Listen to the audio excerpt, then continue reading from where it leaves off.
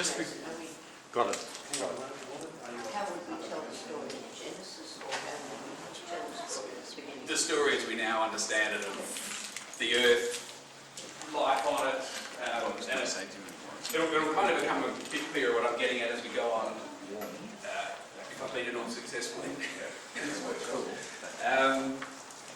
So what I wanted to do is start just very quickly by embarrassing myself, giving a quick recap of some of the points of Genesis 1 to 3. Usually I have done this, or variations of this workshop, with a secular audience, and so I realise I'm probably not only preaching to the choir in some of this, but preaching to people who have been Christians and engaged with our kind of faith stories for far longer than I have. But I'll just quickly run through some of the points there. And I think particularly because of what Joe was getting across last night, that when he was talking about doing theology in the age of Trump. And so, Genesis 1 was theology being done in a particular age, as was Genesis 2, and so that might be relevant for us, because we're now trying to do it in our own age. And then the second story is really an attempt to have a go at an assignment that I set for my students a couple of years ago that they were complaining was far too hard. And after I tried to do it myself, I had to agree with them. But I'll read you my go. And then, as I said, give you a chance to kind of critique that, pull it apart, and we'll start to try and create our own group story of creation. And the hope is you'll go away from that with a few ideas buzzing in your head the next time you want to talk to someone about what's going on in the world and how it fits together. Obviously not looking for one story we all agree on, but something that's at least a little bit scientifically cognizant, so it kind of makes some sense of the world as we now understand it, is faithful in some sense, and hopefully invites people into hopeful action. So something about the story that actually gives us a sense of hope. And all of this is at the unitingearth.org website, or it will be by tonight. So don't feel like you've got to get a whole lot of it down. Just take notes if they're useful to you, or a dot point you want to capture. Okay. So as I said, the introduction to this workshop that I used to give, I'm now replacing with a story that I told a secular audience a couple of weeks ago at a science and spirit story. I command you in the name of Jesus to move. But the horse that I was sitting on remained completely still, sparking yet another faith crisis, about the third one in my third month as a new Christian in my 20s. It invited questions like, well, who was this horse to me? And who was this horse to God? And who was I to God? I just finished an honours degree in zoology before I became a Christian. But I was discovering that zoology helps you study animals and observe them. It doesn't actually give you any tools to make them do what you want. So I was stuck with a new Christian with the Bible as my new textbook. And according to the Bible, this fat, obstreperous horse was under my dominion and was subject to me. The very first chapter of the Bible begins, God said, let us make humankind in our image and in our likeness, and let them have dominion over all the creatures of the earth. And God said to the humans, be fruitful and multiply, and fill the earth and subdue it. But sadly it appeared that the horse was an atheist, because despite my loudest and most desperate prayers and claims to exercise dominion, absolutely nothing happened. Until perhaps, like our current political leaders, I decided just to give the horse what it wanted and turn its head back home, and off we went. But what I didn't realise back then was that Genesis 1 almost certainly isn't actually about ecology and the relationship between humans and other animals. This idea of humans being in the divine image and given dominion was written in a certain context, and it was the context where the Jewish upper middle classes had been taken off to captivity in Babylon.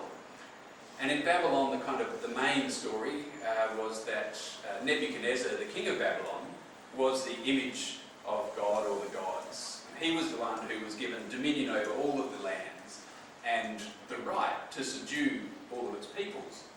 So the Jewish people, in crafting Genesis 1, as the scholars that I have read understand it, were basically wanting to stand against that story. And their theology was, no, all people are created equal and we should all have access to the earth's resources. But probably wisely, instead of marching in the street saying, down with Nebuchadnezzar, you'll know better than us, which might have ended up with their heads being chopped off. They hid it in their creation story. So Genesis 1 really has a focus on saying that all humans are created equal and all humans should have access to the world's resources. But, which is pretty good, but it's terrible ecologically. So when God says that human beings should have dominion over the earth and gives us the orders to subdue all creatures, those words are irredeemably violent. Kind of eco-friendly theologians have tried for decades to explain that dominion and subdue isn't nearly as bad as it sounds, but it really is. When you look at the way those words are used in the scripture, it's about the defeat and the crushing of enemies. But it has been really important in the church's social justice. So, we've got Jesus saying, love your neighbour and do for others, but also the church often quotes this idea that we're all created in God's image and therefore we're all important. Is that a bit noisy, that window, or is that just me? Marvellous. Okay. So things with that course might have gone differently if instead I'd focused more on Genesis 2, which casts, casts humans not as the rulers and subduers of creation, but as the servants and the protectors of God's garden. So God creates the earthling, creates the garden, and then puts the earthling in the garden to serve and protect it. And Genesis 2, most scholars would say, is a much older story, so it reads to me much more like a Hebrew dreaming story. And really you should tell that story sitting around a campfire on the dirt so that you can reach down and pick up some Adamah, the soil, and make an atom out of it, and really emphasise that ecological or that kind of earthy connection of humans. So in Genesis 1, everything is given to human beings. In Genesis 2, human beings are given to the garden to serve and protect it. And we could speculate maybe on how different the world might be if for the last couple of thousands of years every Jew and Christian had woken up every morning saying, God, how can I best serve and protect your garden? Instead of, God, thanks for giving us all this great stuff. Maybe it wouldn't have made a difference, but maybe it would.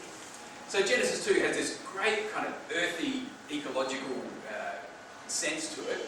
But of course then we get to Genesis 3, which institutes the eternal torture of women, institutes male patriarchy, and a whole lot of other things that I imagine most people in this room aren't comfortable with. And which science saves us from, and we'll get to that in a moment. So one question that comes out of these two different creation stories is does the language that we use and do the stories that we tell ourselves about ourselves actually change the way we are in the world? So if we... So two different creation stories. Could you just recap on what the two are?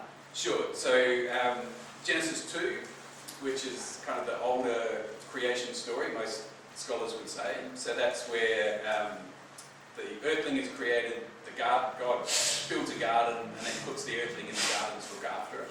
Yeah. And then goes on to make all the animals and find the woman. And Genesis 1 is the 6 or 7 days of creation. Yeah. So would it make a difference if we told one of those stories or the other? Or is it just that when humans find themselves in different contexts and new environments, we start telling different stories about ourselves? So does the story shape the way we act? Or does the world we find ourselves in kind of shape our stories? And we might come back to that. I've been really fortunate as a Christian and as a minister to be able to explore that question of the relationship between that horse and myself, or animals and humans more generally, for most of my faith journey and most of my ministry. And this, the words we use to describe the relationship between humans and other animals, and how we tell that story. Is the earth a bunch of resources for us to use, or are we part of the earth community? And that's what we're going to look at today.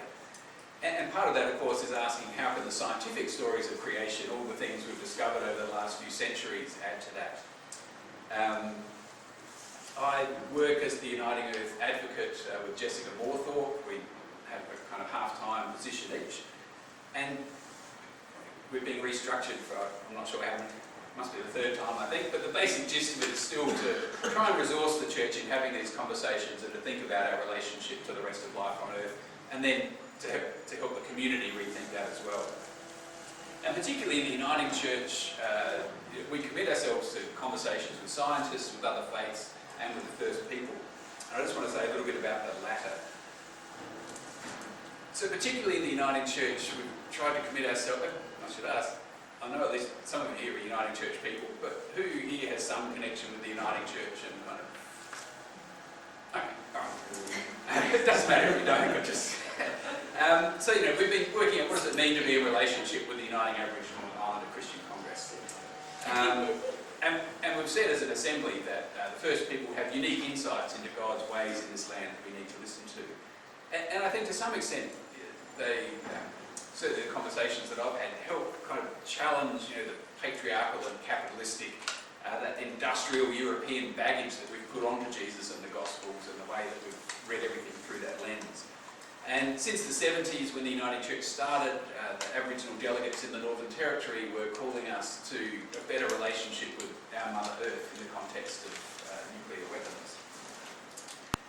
And to some extent, they've also helped us to unshackle Jesus' teachings about greed and wealth from the lens of pretty wealthy and sometimes greedy Christians who have tended to control the interpretation. So in other words, First people of Australia are in a really, good's not the right word, unique position to hear Jesus as part of a minority in a land that's been invaded and occupied by a dominant, powerful force which is not particularly sympathetic to their culture at all. And so as we read the scriptures with Aboriginal people, we can read it in quite a different way. And they confront us with, engaging with the Apostle Paul's sense of the groaning of creation, as do ecologists when we listen to them telling us about what's going on in the earth. They point us back to the scriptures, which maybe not to the extent after the talk this morning, but to some extent are trying to combat that Gnostic idea that matter is actually, an illusion or even evil. So, by emphasising the cosmic Christ through whom all things were created and in whom all things are held together, gives this sense that the whole earth is important and it's connected. And so we listen to the first people. And also I've had some really interesting conversations with some Aboriginal elders in our area about how Christians and Buddhists and everyone, including Aboriginal people with more traditional spirituality, listen to the sciences and all that we're learning through that as we construct our understanding of the world. Because it is a big challenge to kind of look at the faith stories we've inherited that grew out of one worldview and think about how we now tell them today. As Aquinas said long ago, a mistake about creation results in a mistake about God. Or if we put that more positively, the more we learn about creation, the more we might learn about God. So kind of alongside the idea that, for example, Genesis 1 was written in Babylon and that's why it talks about dominion, science helps us kind of choose between some of the ways that we've understood our tradition. So, for example, now that we understand the age of the earth, it's completely ridiculous to think that human beings are the divinely appointed rulers of creation or even of the earth. The earth was here for billions of years before we ever evolved. It'll be here for billions of years after we're gone. Even now, with all that technology is doing in the world, it's still the photosynthesizers and the decomposers that actually exercise dominion over the earth. If humans disappeared, the earth would continue along. If the photosynthesizers disappeared, life would come to an abrupt end. So this rather lofty idea that we are here as the appointed rulers of the earth is shattered. Science does affirm that we've come from the earth. We're earthlings, as Genesis 2 says. But science also points out that we didn't do that directly. We've come through the other animals. So our ancestors were fish, and then they were amphibians and reptiles and mammals and primates. And we carry a lot of those instincts and ways of surviving within us in our bodies and particularly in our brains.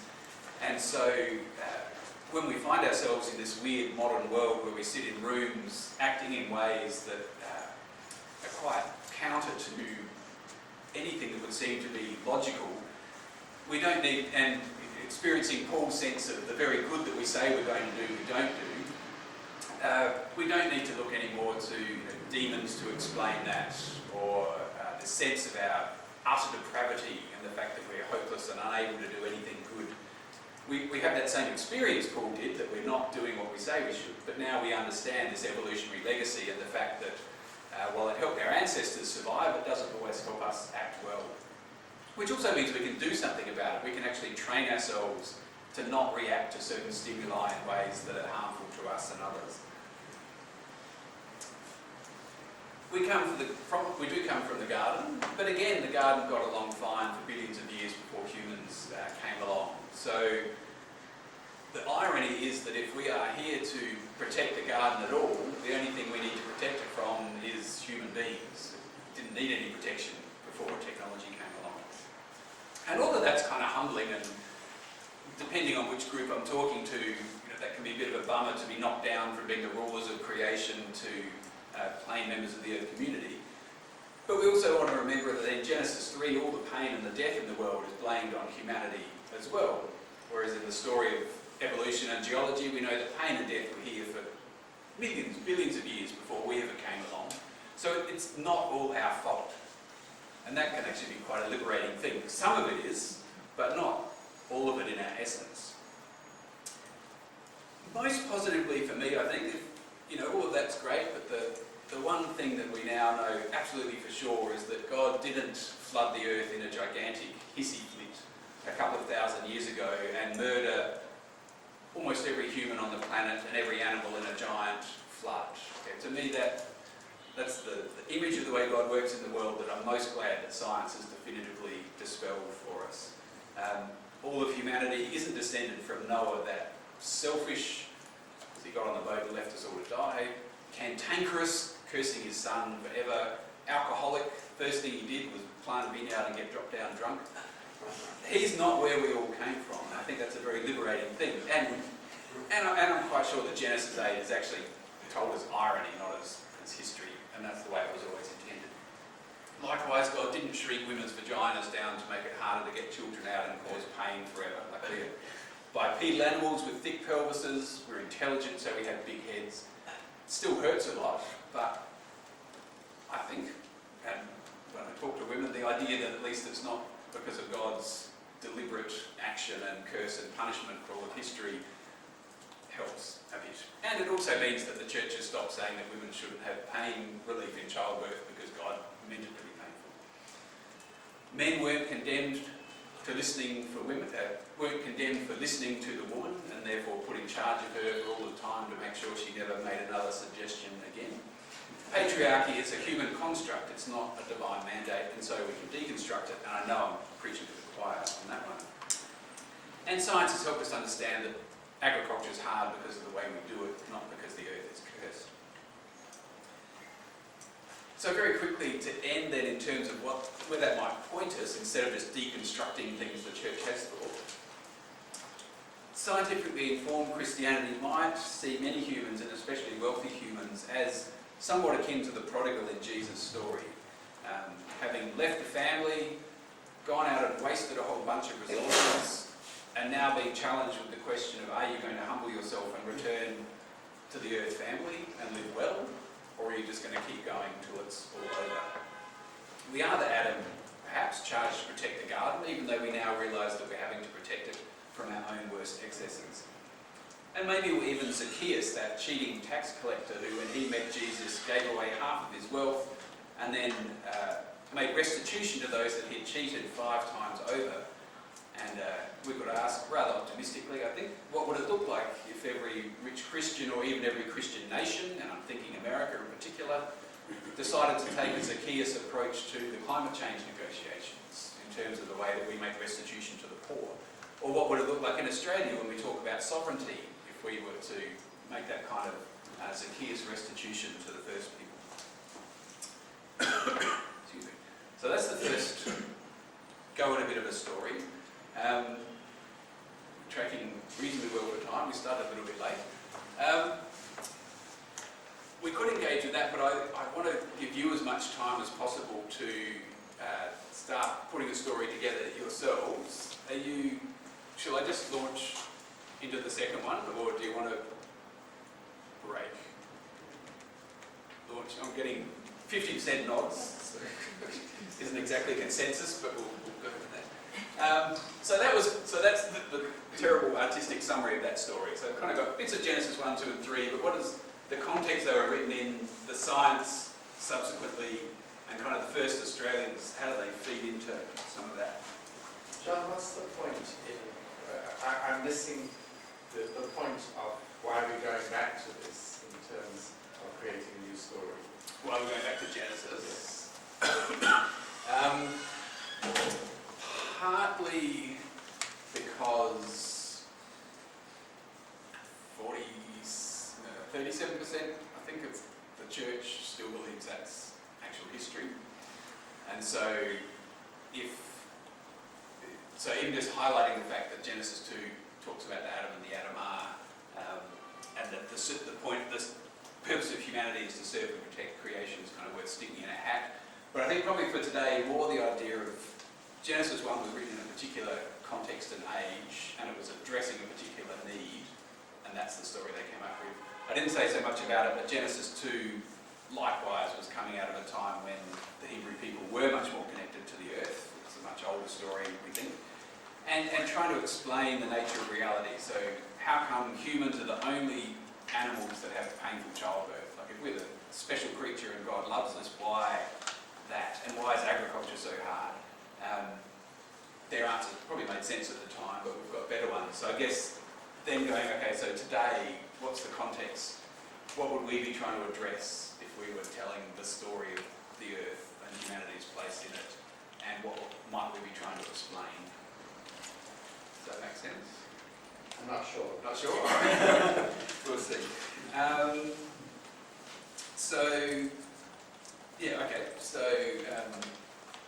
correct me if I'm wrong, we've got till 1:45. Is that even right? Is it 12? Yes. 12:45. So we've got till 1:45. Yes. Could that be right? Yeah, okay. So as I said, I teach a creation and ecology course at UTC down in North Parramatta, and we're doing it again this November, and if anyone would like to come along, that would be fantastic. You can just audit it, and in fact most people do, only a few people do it for credit. But I try to get practical things out of it, at least partly practical, so rather than just have students write an essay, I said to them, okay, I want you to, with all we've heard from the sciences and the Christian tradition and so on, write a story of creation that you would be able to tell someone if they asked you, to explain your faith and what's going on in the world and what God is up to, and tell it in a hopeful way. And I had a lot of complaints about it. Like, half the people really enjoyed it, but the other half were like, couldn't we just have an essay? Because it's a difficult thing to do. So I had to go, and it was difficult. But yeah, so I will read this one, and then we'll try and craft one together. I originally wrote the start of this as a kid's book, and in some ways I think the kid's book actually captured some of it better the more you try and complicate things for adults. The more it gets tricky, but this one has a lot more of the science and a lot less of the faith part at the end. Okay, so once there was this God, all alone. But can you be God if you haven't got anything to be God of? And can you be the God of love if you haven't got anything to love and if nothing loves you? So God gave birth to the universe, zillions of degrees. You can ask a physicist what happened next, or you might be one and you can explain it to me, but as I understand it, all of that energy eventually became matter, which became suns, including our Earth. There are more suns out there than there are grains of sand on every beach and on every desert in the entire planet. All the grains of sand on every beach and every desert, there's more stars out there than there are grains. So if I had to bet, I would say there's bound to be life out there throughout the universe, having its own relationship with God. But it's so far away we'll never know about it. This here is the planet where we have to live out our story. Rather than spending billions of years colonising Mars, billions of dollars colonising Mars, I prefer to spend billions of dollars fixing the Earth that we have. This Earth, where about 4 billion years ago, life became alive. There were single cells and there were bigger creatures. There were stems and backbones, there were fish, and then there were the amphibians who were moist, so they had to stay close to the water and lay their eggs in the water. Then there were the reptiles who had hard bodies so they could leave the water, and shells for their eggs. And then we got to the mammals, who kept their eggs inside themselves, apart from platypus and echidna. And our mammals basically lived off the scraps of the dinosaurs for tens of millions of years until an asteroid came along and changed the course of history. As a kid, I wished that I could see a dinosaur more than anything, and now we know that every time we look up into the sky or sit down for a chicken dinner, that's exactly what we're doing. The asteroid was the 5th major extinction event in our history. There have been worse ones where nearly all of life was wiped out. 5 times life has had to claw its way back from near catastrophe. If you think that God is in charge of everything in the world, that God is almighty, then God has been involved in some serious destruction. And most scholars would say that almighty is actually a terrible translation of the word Shaddai. So 5 times our ancestors were nearly wiped out. They bounced back in new forms because life is resilient. And we're descendants of those survivors. Every one of your ancestors for 4 billion years lived long enough to reproduce and have some offspring. You're the descendants of 4 billion years of survivors, and that's an amazing thing to cherish. Of course, so is your worst enemy. There's a 6th extinction event unfolding at the moment, but it's not due to tectonic plates or volcanoes or asteroids. It's due to a species of ape that about 200,000 years ago came to its current form, a kind of ape that can sit around in a room like this, talking and listening and writing and knitting. An ape that lives in a world where almost a quarter of the barrier reef died recently, where elephants and tigers and orangutans and gorillas are going extinct, where 1 million seabirds and 100,000 sea mammals die every year due to plastic, where 80,000 acres of tropical rainforest are cut down every day, where the climate's heating at a rate at which, quote, organised, just and civilised global community may become impossible by the middle of the century. I'll still be alive then. But for most of our 200,000 years, life wasn't like that. It was kind of likely we'd end up here, but it wasn't inevitable. And we can't go back to where we came from, but it's worth remembering some of our history if we want to end up somewhere different. Until agriculture about 10,000 years ago, most of our ancestors were nomadic hunter-gatherers with few possessions. They were fiercely egalitarian. They cooperated together in order to survive. Some of them may have shared their food and even the care of the children together. But they were close-knit communities in a large and sometimes hostile world. The communities that didn't cooperate probably perished. Maybe 100,000 years ago we developed language for the first time. That allowed our large brains to accelerate all kinds of things. Suddenly we could pass information down through the generations, and we could pass information across tribes. We could plan for the future. We could start to worry about the future. We could become burdened by fear. We obtained the knowledge of good and evil. We had our eyes open to the world in a new way and to the God in whom all things live and move and have their being. Whereas the ancient Jews made sense of what was going on in the world by proposing a perfect world created by a perfect God that humans ruined, evolution tells a different story where pain and death were part of the process that created us. The fundamental nature of the world is not your fault or my fault or our ancestors' fault. But some of what's going on now certainly is. We weren't ignorant savages before agriculture, and we weren't noble savages either. We shaped the world to the extent that we could to suit ourselves. On almost every island where humans arrived, as we spread out, all the large animals and anything that was easy to hunt went extinct. The Easter Islanders even drove themselves to extinction. Even on large islands like Australia, that pattern was probably repeated, humans having something to do with the end of the megafauna, and something to do with our constant burning of the landscape with the change from rainforest to eucalypt. Settlements were built, plants were farmed, dams were built, and fish were trapped. So Aboriginal people survived in Australia for tens of thousands of years, but as they did so, they shaped it in major ways to suit themselves. And their spiritual stories tell of their connection to the land and also their shaping of it. Over in the West, the technological advance allowed Europeans, particularly rich Europeans, to imagine they were separate from nature, and poor Europeans and Africans to wish that they were separate from nature. And their stories and songs and spirituality reflect that. And when you listen to the Negro spirituals, overwhelmingly it's swing low, sweet chariot, and get me out of here, get me out of this terrible place, up into heaven. Agriculture spread, so did the need for things, so did the need for possession and property and to understand who was going to inherit what. Laws developed to protect male privilege, and we see that in the Hebrew scriptures. Women and children belong to men, and all of the rules around sexual morality are to make sure that men know whose kid is theirs.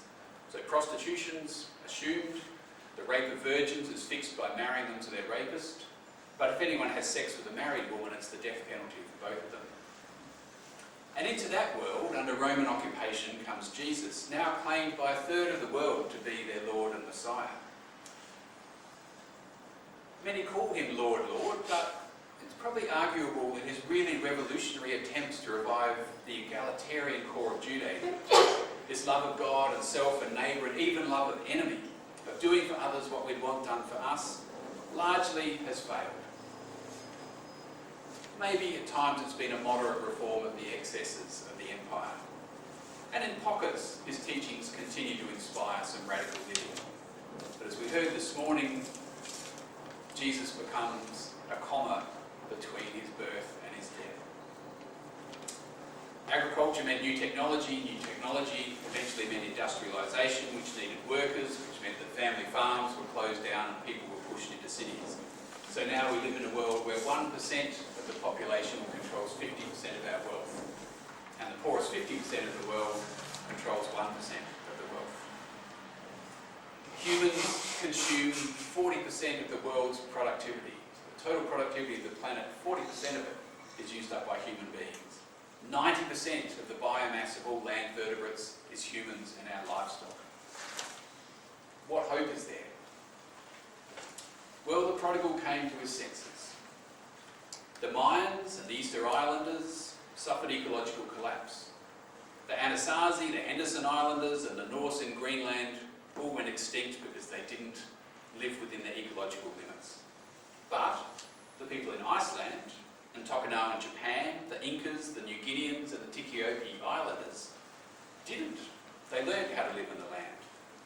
Our government might be hell-bent on making it easy to dig up coal, but China and India are weaning themselves off it. So some societies have found themselves in the pig pen and refused to turn around. But others, when they realised what was going on, repented and learned how to live well in the earth family. Many Australian Aboriginal societies and others around the world never even got to the pig pen in the first place. They were the older brother who always lived well in the family.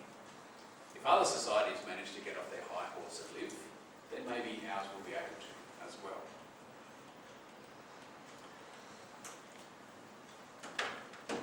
So I want to give you all a couple of minutes first, just to jot down, in addition to what you might have already been jotting down as well, either bouncing off those stories or just maybe you've already run ahead of me, what are a couple of key things that you would want to capture if you were telling the story about the world, where it's come from and where it's heading? What are some key dot points that you want to have in there? I'll give you a couple of minutes for that and then I'll get you to kind of turn to your neighbour and start to tease that out.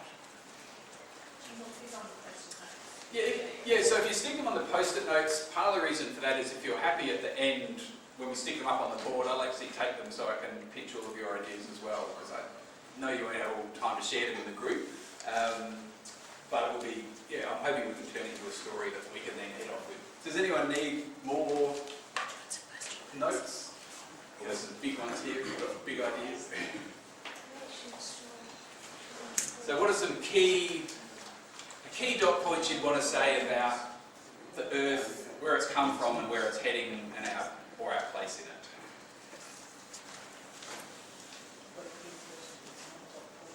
Questions is fine, yeah. Key questions is also fine. And the questions is a good point because again, Genesis 3 was trying to answer questions that people had, and you might only have the question, not the answer. That's fine.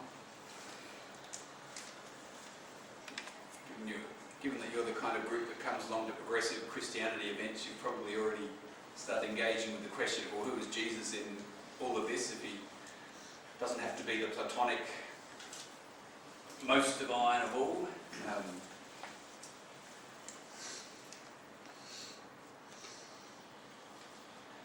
get you now to turn to a neighbour, and I'll move this so that you can kind of spread down a little bit and get a little bit away from the other pairs.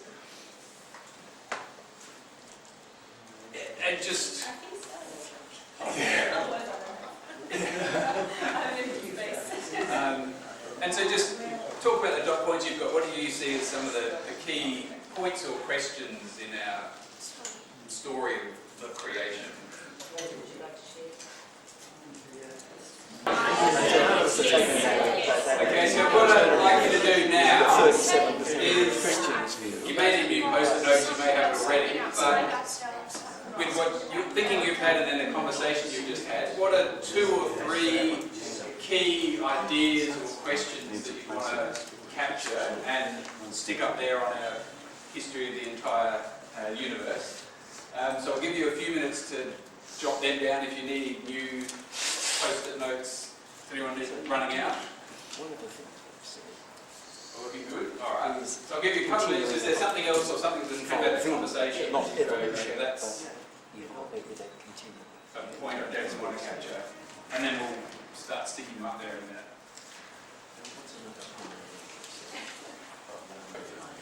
So whenever you're ready, I've got a timeline up here which, as you can see, is very exponential because for the first 9 billion years of history, not that much happened that's of interest to people. Down the bottom it gets more spread out. So stick your points / questions up there somewhere in the history of the Earth, and then we'll see where we go from there.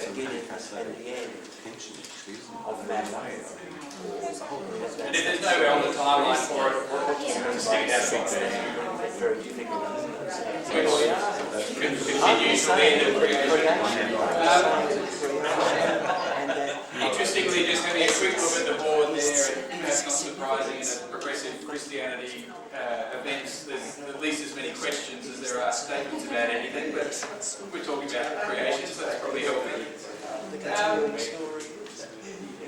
Has anyone got anything that they'd like to, whether they put it up there or not, that they'd like to kind of share with the wider group? Either a burning question or a particular part of the story that you find particularly interesting or necessary to get across to people? Well, I think you were telling us the middle of the beginning and the middle, but we didn't say much about the end. Yeah. Well, I thought more about the end. Okay. It needs to be part of the story. Yep.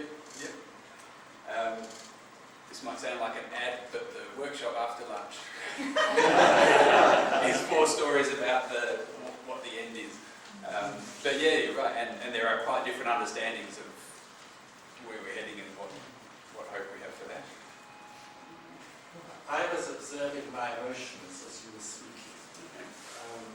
and I discovered that my emotions were moving to the depression direction. So I started to think about what could change that, and I realized that I was in a negative approach versus positive approach dilemma. And for me, there is a positive side, a very powerful positive side. There is love and care for the earth as part of the equation, and I don't believe that I should look at Trump as somebody who can control my emotions any more than you have. So, trying to put myself back into the creative or imaginative thinking approach, as I have done elsewhere in my life when dealing with particularly care of the earth. And I've seen that as a positive approach. So yes, pushing back on the negative approach and trying to turn it into a creative thinking. Yeah. And I think that's probably a fair comment on the way I told the story as well, because it delves into the ecological disaster, and then the hope at the end is pretty brief. Like, well, not everyone will wipe themselves out, maybe we won't.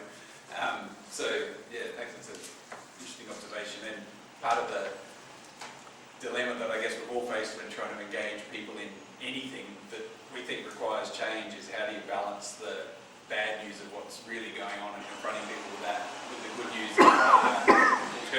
ways already happening around the world that we could be emulating. So, yeah, thanks for that. Any other help?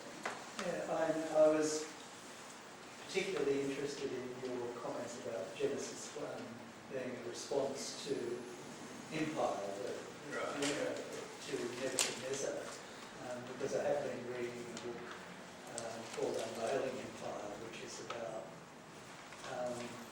Jesus and the first Christians being a response to the Roman Empire. And we find ourselves, we're part of empire now, because nearly all of us are probably in the 1%. But we've come seeing empire taken to kind of a Roman high with Trump. Whether he will appoint a horse as his vice president, I don't know. but it's that, I wonder if that's a kind of theme that is worth exploring, that of how humans are always dealing with empire. Yeah. I'm not sure if it's Walter Wink in one of his Engaging the Powers books, but someone I read around that time talks about, for a lot of us, if we're not quite the 1%, we're somewhere probably at least in the 30s, so we're not calling the shots and we're still affected by empire, but we've got a lot to lose if we speak up against empire. Like, we could be a lot worse off, and so that dilemma of being in the middle ground, how much we're willing to risk and change empire, given that it might not work well for us. And he compared that again, I think, to the Christians, where there was kind of people who were obviously in charge, then there were the household slaves who were slaves, but they still lived in the house and got meals and had a reasonable life. And then there were those who were completely destitute. And so, yeah, a lot of us, if you've got a mortgage and you rely on income or retirement savings, then you're probably in that household slave kind of deal. Can't quite thumb their nose at people. Any other comments? Well, that group got on to the question, can an individual life have any meaning in the immensity of everything that's going on? Okay. And do we need meaning in our life anyway? What was the answer? We came to one suggestion was that it is in the way in which others are inspired by or remember us, that is the meaning. And we compared that with the irrelevance of the socio-economic measures of a successful life. Of wealth accumulation and so forth. But I found that a very confronting thing, because if our meaning is how other people remember, how we will be remembered, and how we have inspired people to then do things in their life, it makes me think, well, what am I trying to do for most of my life? What is earning an income? What is getting ahead? What is looking after your children? And it sort of puts a very non-material emphasis on it, which I find confronting. On the same point, Jason, in the discussion I recall this year I'd read David Suzuki's Autobiography, which is a very interesting read, and we all know his contribution, but in the very last chapter he's got a bold assertion of his atheism and the fact that his life is cosmically of no significance whatsoever. And I found myself distressed to be reading that. And you've got to reject it, don't you? I mean, I Certainly can. yeah, I mean, otherwise we're powerless. We're just nothings. And I think inspiration is... Obviously he's not powerless. Yeah, I know, and so he doesn't know himself in Yeah. saying that, because he has inspired people, and that is his I mean, it's an interesting question that we're not going to get to the bottom of in 8 minutes, but often when I first became a Christian, the good news and the message was really straightforward. It was, you're going to go to hell because you're a sinner, but if you believe this stuff and join us, you won't anymore. And we talked downstairs about, that was how Christianity worked and became so successful. So in this kind of context, and the questions you're just raising there, like what is it we're offering people that would make them go, okay, I want to be part of this Christian thing because I can't get it anywhere else, or is that even important anymore? So I don't know if anyone's got any thoughts on that, but when the good news is that Adam and Eve ate the fruit and all of us were damned because of it, and Jesus came as the second Adam to fix the problem, if we don't believe the first Adam created that problem in the first place, then one of my questions that I put up there that again it ties into the impossible questions of life is I noticed in your narrative that God existed before everything. I always struggle then with how do I understand God now? And one of the ways in which I feel that I experience and understand God is in the connection between people, which then, of course, raises all kinds of questions about collective consciousness. So then, as I put at the sort of 200,000 year mark, is God a result of our collective consciousness, or did God exist before? And I find that a difficult question. So I was interested just in terms of your personal faith, in having God pre-existing before everything else, and what your thoughts are on that. Look, I think if God became for me just an idea or a symbol of human love or a human creation, then I think I would just take the step and go, I don't actually believe in God, and I'm an atheist. I know a lot of people use the word God as a sense of meaning without meaning some kind of personal being. But personally I would say there's something about the definition of God which involves some kind of personal consciousness which has some awareness and cares about what's going on the earth. Certainly not a human being. So outside of ourselves. Yeah, so God is beyond us. I mean, we're in and with God and God's in and with us, but there's something else. God is beyond that for me. And because I'm happy to work with atheists and things, I guess it's, I don't know. Well, I'm a minister in the Uniting Church, so it would be kind of important to hang on to the label God, I suppose, employment-wise, but just pause this for a second.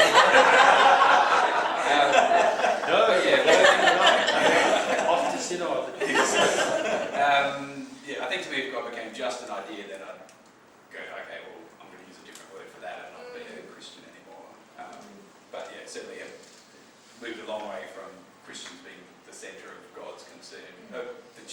Humans being the centre of God's concern because God's a big human. And I don't know how other people feel about that, but I know in progressive Christian things we often go to great pains to say when we're talking about God, that includes whatever your definition of God might happen to be.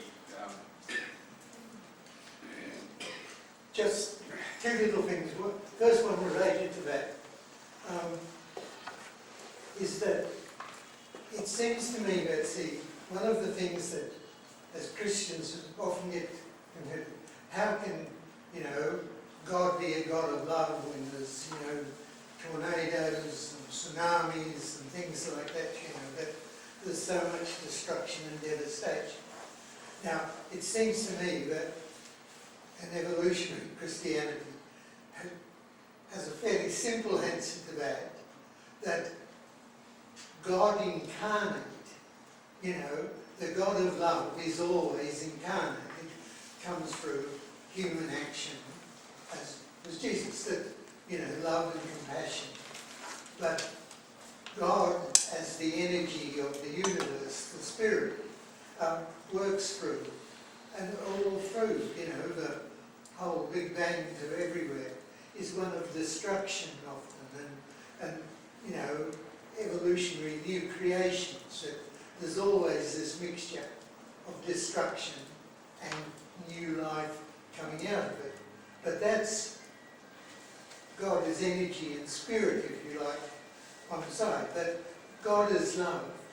You know, how can, you know, he be a God of love when, you know, Grandma died last week, that's a different issue. Yeah. And the other one is just the one of consciousness, is that what's very hard for us to grasp, and you and I as teachers at odd time, is that the issue of externalities. We don't want to know the consequences of what we do. And the whole problem of, you know, human destruction of the earth is that we don't want to know that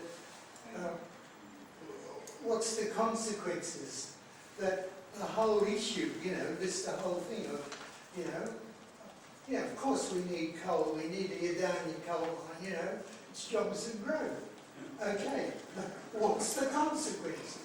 And that's, yeah, and And, that's one and area. that is the whole issue of Yeah. the human destruction of, you know, where we are.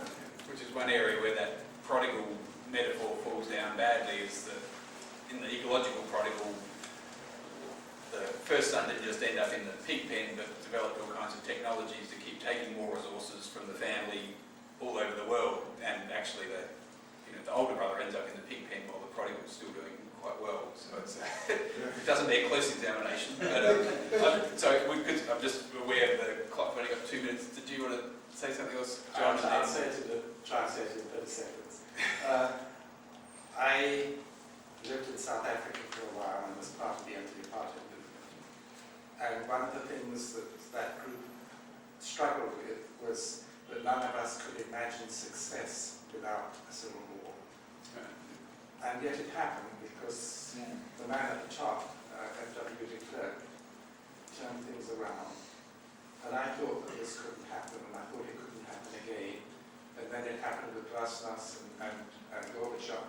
And then it happened with Lech Walesa in Poland. And then it happened with Václav Havel in Czechoslovakia. There is hope. And I don't believe for a moment it's likely to happen with Trump. But things can change unbelievably from sources that we would never have believed. This gets back again to that. The influence of a single life, like particularly someone who's a leader, but and only because a whole lot of people are behind him, obviously. But people weren't behind it. Yeah. No, that's true. And enough of a little core. Look, thank you. One question I'd like to ask you, because I felt in expanding that first story from a brief introduction to kind of the story, like it was me basically talking for 25 minutes at you.